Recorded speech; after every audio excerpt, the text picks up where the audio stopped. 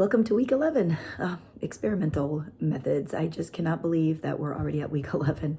This semester is flying.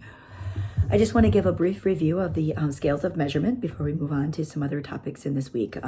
Whenever a variable is studied, the researcher must create an operational definition of that variable and devise two or more levels of the variable to be studied.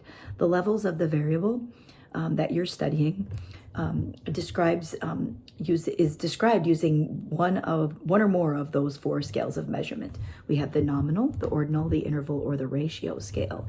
And this helps us to determine what type of statistics we're going to be using and what's most appropriate when we analyze our data.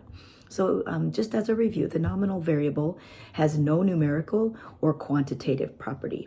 These are simply categories or groups. Most independent variables are nominal. Then we have the ordinal scales, which exhibit kind of minimal quantitative distinction. So one can rank the order of the levels of the variable being studied from lowest to highest in an ordinal scale. Sorry, I'm getting tongue-tied. Interval and ratio scales have much more detailed quantitative properties. So for example, with an interval scale, the variable, the intervals are equal in size. And then finally, we have the ratio scale. And the ratio scale is the most complex, and it has both equal intervals and an absolute 0 point that indicates absence of the variable being studied.